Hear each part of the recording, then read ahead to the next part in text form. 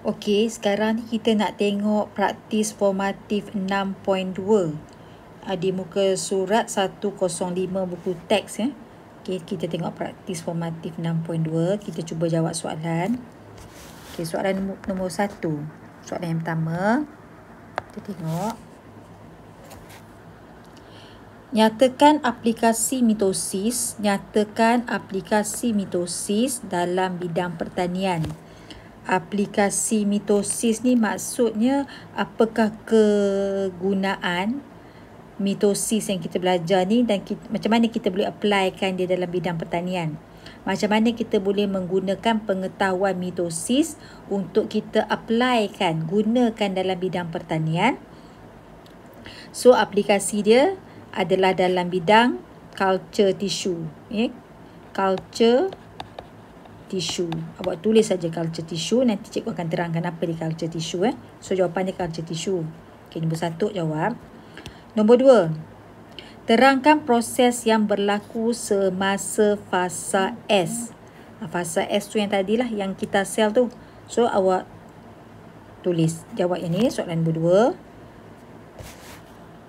Nombor 3, yang nombor 3 ni kita KIV dulu sebab awak hanya boleh jawab soalan nombor 3 lepas kita belajar proses meiosis. Okay, so kita KIV dululah. Keep in view dulu. Okay, nombor 4. Terangkan keperluan mitosis dalam proses hidup. Maksudnya, apakah kepentingan mitosis? Sebenarnya soalan ni dia nak tanya ni. Jadi jawapan untuk ini ada di muka surat 104. Ada 1, 2, 3, 4 kat situ kan. Di muka surat 104 boleh refer kat situ. Okey. Jadi awak selesaikan praktis formatif 6.2. Okey, sebelum tu saya nak bagi tahu sikit Saya nak cikgu tak bagi tahu itu. Saya terlupa nak bagi tahu. Okey, macam ni contohnya. Masa peringkat metafasa kan, kromosom tersusun di satah khatulistiwa sel, betul tak? Okey, mungkin saya lupa nak bagi tahu macam mana susunan kromosom tu tadi. Okey, seperti yang cikgu lukiskan kat sini ni. Cikgu lukiskan yang hijau tu duduk di atas, hijau besar duduk di atas, kromosom yang hijau kecil tu duduk di bawah, kemudian diikuti oleh kromosom yang merah besar tu di nombor 3, kedudukan yang 3, dan merah kecil tu di kedudukan yang keempat. Sebenarnya saya nak bagi tahu kedudukan kromosom ini boleh berlaku secara rawak. Maksudnya suka hati dia nak susun macam mana, terpulang pada awak. Okey, katalah awak nak lukis macam ni, contoh je lah. Nak lukis macam ni kedudukan dia. Yang ni yang besar, yang ni yang kecil. Boleh juga. Ataupun yang ni yang kecil, yang ni yang besar, yang warna hijau ni. So terpulang. Nak lukis macam mana pun tak kisah. Macam ni pun boleh. Macam ni pun boleh. Nak selang-seli pun boleh. Okay. Merah besar, hijau kecil, merah kecil, hijau besar pun boleh. Susunannya adalah kita panggil secara rawak. Susunan kromosom pada satah khatulistiwa sel adalah secara rawak. Rawak tu maksudnya terpulang. Awak nak lukis macam mana? Tak semestinya yang hijau tu kena duduk atas, tak semestinya yang merah tu kena duduk bawah. Terpulang lah. Okey? Tak ada masalah pun. Okey, yang tu saya terlupa nak jelaskan dalam slide sebelum ni. Okey. Habis tu, kita tengok pula praktis sumatif. Okey, tengok praktis sumatif.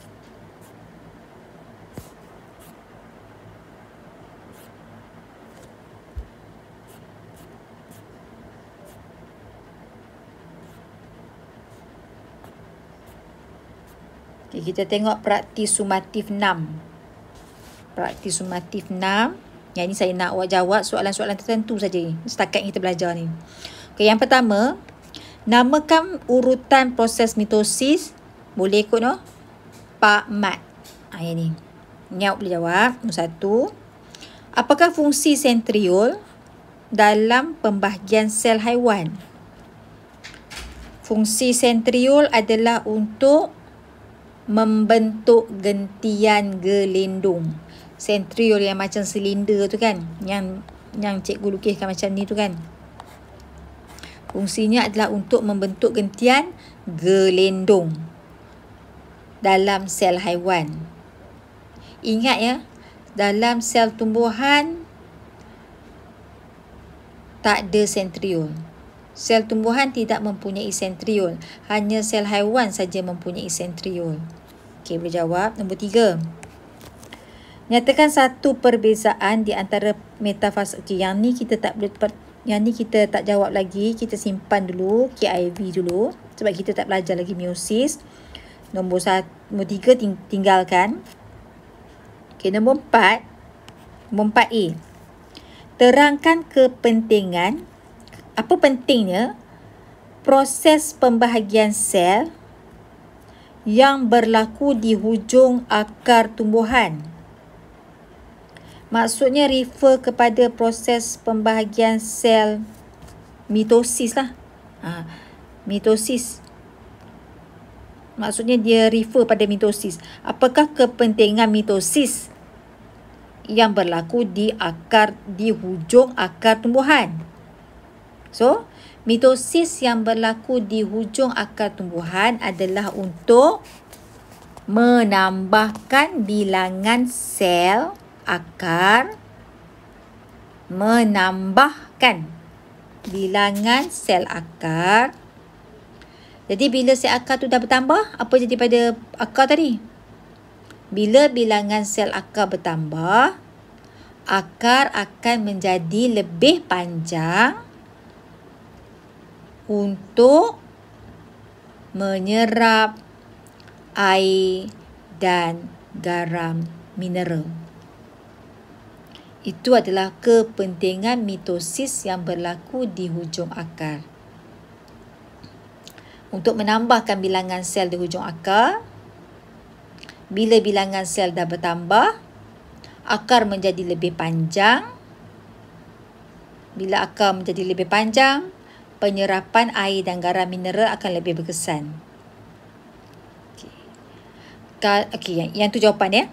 Tapi kalau soalan tu tanya kepentingan proses pembahagian sel yang berlaku di hujung pucuk, sama juga untuk menambahkan bilangan sel di hujung pucuk supaya pucuk menjadi lebih tinggi untuk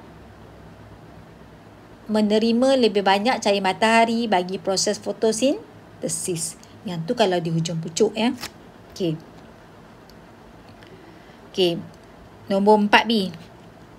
Seorang peladang ingin menghasilkan sebilangan besar pokok mangga jenis baka baik. Okey, mungkin dia ada satu baka baik, pokok mangga yang berbaka baik. Dia nak klonkan pokok tu. Dia nak jadikan pokok mangga tu banyak. Mungkin dia nak dalam 1000 pokok. Tapi dalam masa yang singkat, dia nak mangga tu berbuah cepat untuk tujuan komersial, untuk tujuan dia nak jual. Nyatakan dan huraikan teknik yang boleh digunakan oleh peladang tersebut. So, peladang tu nak buat teknik apa? Dia nak sesama pokok mangga yang baka baik ni. Mungkin dia ada satu pokok saja. Dia nak jadikan baka tu banyak. Dia nak jadikan 1000 pokok yang sama macam pokok yang baik, yang baka baik tadi tu. Apa cara yang dia perlu buat? Yang ni adalah teknik culture tissue. So, nyatakan tekniknya adalah teknik culture tissue. Kultur tisu. Okey, jawapannya kultur tisu. Sebab kalau kita belajar mitosis takkan lari daripada aplikasi utama sekali dalam bidang pertanian, itu culture tissue. Okey, huraikan teknik. Okey, saya nak awak jawab macam ni ya. Awak salin je jawapan ni. Okay, ni teknik dia. Ada 5 step. Okay, yang pertama, pucuk orchid. So, awak gantikanlah dengan pucuk apa? Pucuk mangga. Pucuk mangga. Pucuk mangga dipotong, dibasuh, dipotong, dibasuh dan dirawat dengan bahan peluntur. Tujuan je kita nak memusnahkan bakteria-bakteria yang boleh merosakkan pucuk tu. So kita nak bersihkan dia. Pucuk yang kita ambil di sini adalah kita ambil bahagian hujung pucuk. Kita ambil bahagian hujung pucuk. So di sini tambahkan perkataan hujung pucuk. Mesti ada perkataan hujung. Hujung pucuk mangga dipotong, dibasuh dan dirawat dengan bahan peluntur. Okey. Sebenarnya kalau saya nak tunjuk kat awak, hujung pucuk ni hujung yang diambil di bahagian mana tau? Okey, dia diambil di bahagian tunas apex. Okey. Kita ambil di bahagian, hujung pucuk tu maksudnya kita ambil tunas apex. Ni. Apex, kita panggil apex. Kita ambil yang bahagian hujung tu. Okay, kita ambil bahagian tu sebenarnya. Sebab kat sini adalah terdiri daripada sel meristem. Terdiri daripada sel meristem. Sel meristem tu adalah sel yang belum lagi mengalami sebarang ubah suai. Okay? Maksudnya sel meristem ni kita boleh jadikan dia apa-apa saja sel yang kita nak. So kita ambil sel dekat situ. Sel yang kita kata sel yang masih fresh lah. Yang belum lagi mengalami pengubahsuaian. So kita ambil dekat situ. Ya, hujung pucuk kita ambil sel, kita ambil hujung pucuk. Sebab hujung pucuk mengandungi sel meristem. Itu yang penting tu. Okey. Kita balik tadi. Okey. Kalau ada perkataan apex, maksudnya dia menunjukkan hujung lah. Apex ni maksudnya hujung lah. Kira-kira 4 mm hujung pucuk dipotong. Hujung pucuk mengandungi sel meristem. Dia dah khabar kat sini. Mengandungi sel meristem. Dia ambil bahagian hujung pucuk. Hujung pucuk itu hujung yang mengandungi sel meristem. So kena nyatakan.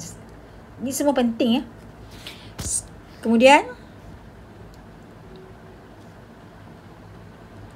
tisu orchid.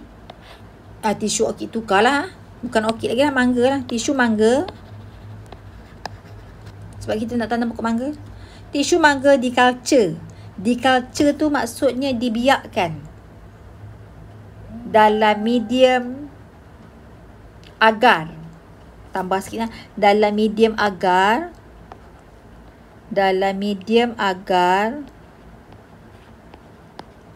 Ni. Yang ni agar tau. Agar bernutrien. Dia macam agar-agar yang kita masak kat rumah tu. Tapi agar-agar ni sesuai untuk culture tisu lah. Bukan agar-agar makan. Agar-agar untuk pertumbuhan pokok. Dalam agar-agar tu memang kita dah masukkan dia nutrien-nutrien, semua mineral-mineral yang diperlukan oleh pertumbuhan pokok. Okey, masukkan dalam agar yang medium agar yang kaya dengan nutrien. Dan kita sterilkan pada suhu 37 darjah Celsius. Maksudnya kita beranggapan suhu 37 darjah Celsius tu di mana kuman semua dah mati, dah dimusnahkan. Dan serta pH yang optimum, iaitu kita Cikgu tak rasa kita seteraikan pada suhu 37 darjah Celsius. Saya rasa di sini ada kesilapan ni. Saya rasa ada kesilapan di sini. Bukan suhu 37 darjah Celsius ni. Sebenarnya pada suhu, sekejap.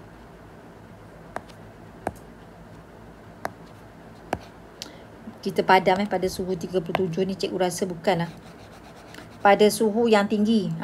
Just tulislah pada suhu yang tinggi.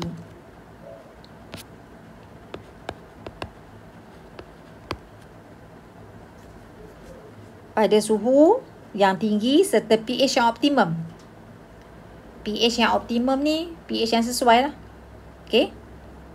So sebelum kita nak masukkan tisu orkid tadi ni, kita pastikan agar-agar tu kita masak dan kita sterilkan pada suhu yang sangat tinggi. Tujuannya untuk kita memusnahkan semua bakteria-bakteria yang boleh merosakkan pertumbuhan pokok tu. Okay. Kemudian kita letaklah tisu orkid tu dekat sini. Kita letak tisu orkid tu dalam medium yang dah sejuk kan. Tadi kan kita panaskan. Kemudian kita biar bagi dia sejuk. Bila dia dah sejuk, agar-agar tu dah sejuk betul, kita masukkan ujung pucuk tadi ni, kita letak kat sini. Kita bukan ambil hujung pucuk tu tau. Kita ambil sebahagian tisu saja. Daripada hujung pucuk ni, ambil sebahagian tisu. Ambil sebahagian tisu sahaja. Bukan ambil semua. Ambil sikit je. Kemudian kita letak. Apa yang berlaku selepas beberapa hari, mitosis akan berlaku. Selepas beberapa hari, mitosis berlaku pada sel meristem tu. Berlaku dan dia akan membentuk tisu yang lebih besar ataupun banyak tisu yang kita panggil kalus. Maksudnya dia bentuk macam sekelompok tisu. Contohnya kata tadi kan kita letak macam ni kan. Nanti lepas dia buat mitosis, dia akan jadi macam ni. Dia macam jadi banyak lah. Maksudnya dah ada segumpalan tisu, segumpalan sel kat situ banyak lah. So kita panggil kalus. Okay. Kita dah nampak lah. Kita panggil kalus. Maksudnya dia dah membesar lah. Sebab dia dah buat proses mitosis. Contohnya macam ni. Saya tunjuk sekali. Ni adalah, katalah kita letak tisu orkid ni kan. Ni katalah kita letak tisu orkid. Ni tisu orkid ni. Kita letak macam ni. Ni tisu orkid. Kemudian dia akan jadi kalus. Kalus ni dia macam lebih banyak lah. Lebih besar dan banyak. Ni kalus. Ni lah kalus. Dia jadi lebih besar dan lebih banyak sel. Itu kalus. Kemudian kalus ni tadi akan membeza. Kalus akan membeza. Maksudnya dia akan mengalami ubahsuaian. Sel dekat bahagian kalus tu, sel dalam kalus tadi tu akan mengalami pengubahsuaian untuk membentuk akar dan pucuk.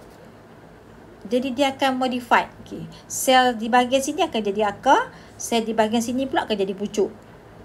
Akhirnya pokok orkid yang baru akan terbentuk. Dapatlah satu pokok orkid baru ni. Contoh cikgu tunjukkan gambar. Okey, contohnya macam ni. Ni pokok yang dah terbentuk. Okey, kemudian bila pokok tadi dah agak besar, okey, kita alihkan dia ke tapak semaian. Bila dah cukup besar, dah boleh survive sendiri, dah ada pucuk, dah ada akar, semua dah elok dah. So kita pindahkan ke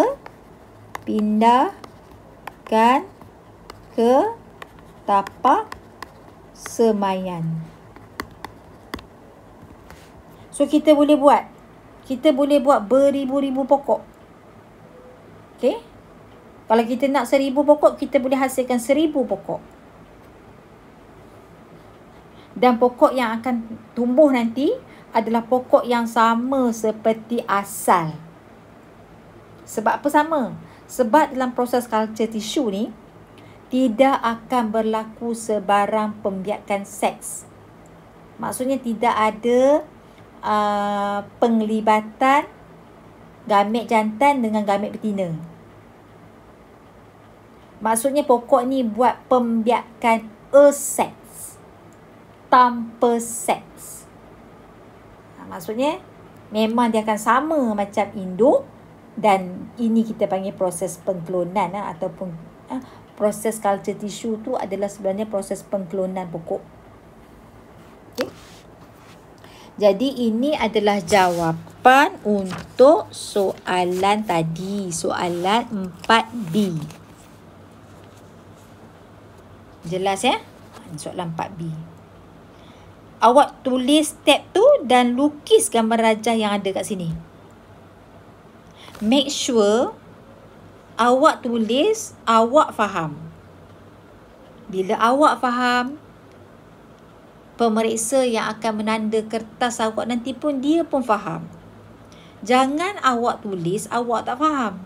Setengah murid-murid ni, dia tulis. Tapi dia tulis saja, dia pun tak faham apa yang dia tulis. Macam mana kita nak pastikan pemeriksa tu nanti nak faham apa yang awak tulis, sedangkan awak pun tak tahu apa yang awak tulis. Okey, nasihat saya, tulis untuk awak faham. Bila awak faham, insya-Allah orang lain pun boleh faham. Jelas ya? Tulis dan uraikan proses dan tolonglah lukiskan. Panjanglah sikit. Okey, seterusnya kita tengok soalan ini pula ya, sekejap ya. Ni nota tambahan, ni sajalah saya nak tunjuk kat awak.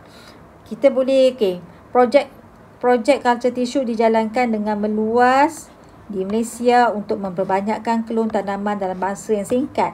Biasanya kalau culture tissue ni, pokok yang dihasilkan tu sekejap je. Kita boleh dah tuai hasilnya dalam masa yang singkat. Contohnya, kelapa sawit. Ladang-ladang kelapa sawit yang ada kat Malaysia ni semua adalah pakai teknik culture tissue. Ciku, pokok getah, betik, pisang, nenas, orkid, tomato, cili merah dan macam-macam lagi. Klon yang berbaka baik dipilih untuk dikelonkan. Biasanya kita ambil yang berbaka baik. Dalam teknik culture tissue, cebisan sel ataupun tisu ditumbuhkan dalam medium culture yang mengandungi semua nutrien dan hormon pertumbuhan yang diperlukan oleh sel. Dan hormon pertumbuhan, kita tambah sikit hormon pertumbuhan. Anak pokok yang terhasil kemudiannya dipindahkan ke atas tanah dan ditanam secara biasa. Okey. Okey. Okey, yang ni pun sama tadi. Sekejap saya nak bagi soalan ni. Ada soalan saya nak bagi kat awak. Okey, soalan ni. Okey, kita tengok soalan ni. Ni lagi satu. Ini adalah soalan tambahan. Soalan tambahan. So, soalan ni awak jadikan soalan nombor berapa? 4C. Yang ni awak tulis itu 4C. 4C. Tambahan Kita tengok. Rajah 3.2 menunjukkan proses penjanaan semula ekor cicak. Penjanaan semula tu maksudnya penghasilan semula ekor cicak. Cicak biasa kan bila ada musuh dia akan putuskan ekor dia dan dia akan lari. Dia tinggalkan ekor dia yang masih bergerak untuk mengaburi mata pemangsa tu. Okay. Tak lama kemudian ekor cicak tu akan tumbuh semula dalam jangka masa yang sangat singkat. Dia boleh tumbuh balik ekor dia. Ekor tumbuh semula. Macam tu. Ini adalah satu cara untuk dia melarikan diri daripada pemangsa dia kan.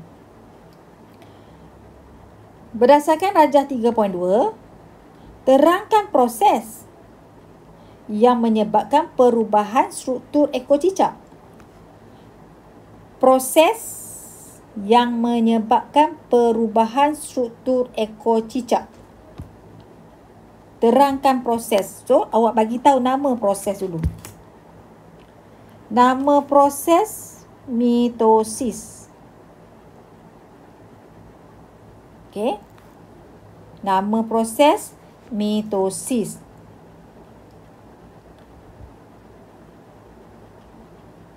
Okey. Tujuan mitosis, tujuan.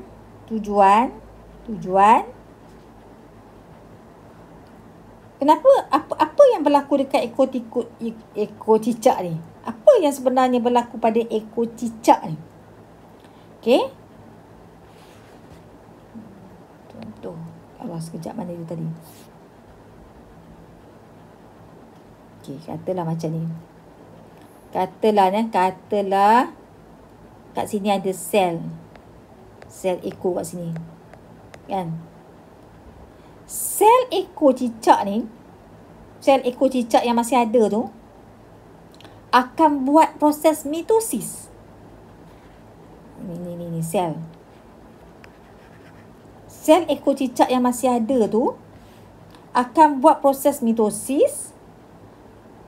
Tujuan dia tak lain dan tak bukan untuk menggantikan sel ekor cicak yang sudah putus ataupun yang sudah rosak ataupun yang sudah cedera. Boleh berlaku. Sebab tu mitosis berlaku di situ. Okey. Lepas dah berlakunya proses mitosis tu, ekor yang sama dapat dihasilkan semula. Ekor yang sama dapat dihasilkan semula. Tambah semula. Ekor yang sama. Bukan ekor lain. Ekor yang sama macam tadi tu. Sebab mitosis akan menghasilkan sel anak yang sama ataupun seiras seperti sel induknya. Dia samalah macam kita potong rambut. Rambut kita panjang, kita potong. Tapi dia akan tumbuh rambut yang sama macam rambut kita potong kan? Dia akan tumbuh rambut yang sama macam rambut yang kita potong. Tapi rambut yang kita potong tu nak tumbuhnya lambat. Berbanding dengan ekor cicak ni, dia cepat. Itu beza dia. Tapi proses mitosis juga. Contohnya macam kuku. Kuku kita panjang. Kita potong. Tak lama lepas tu dia akan tumbuh kuku baru kan. Proses mitosis lah tu. Mitosis akan menghasilkan sel anak yang sama seperti sel induk yang dah hilang tadi tu. Okey. So, awak jawab soalan 4B, soalan 4C ni. So, ni tukar lah. Bukan jadi B lagi dah. Tukar. So, 4C. Soalan C ni, kita tinggalkan dulu. Soalan ni kita tak mau jawab lagi sebab kita tak belajar lagi. Ini adalah jawapan untuk yang ini. Ya. Yang ni kita tak belajar lagi. Okey. Ini adalah latihan ya. Latihan yang biasanya berkaitan dengan proses mitosis. Okey. Okey, yang itu dulu setakat ni awak buat latihan dengan nota yang saya arahkan tu dulu ya. Okey.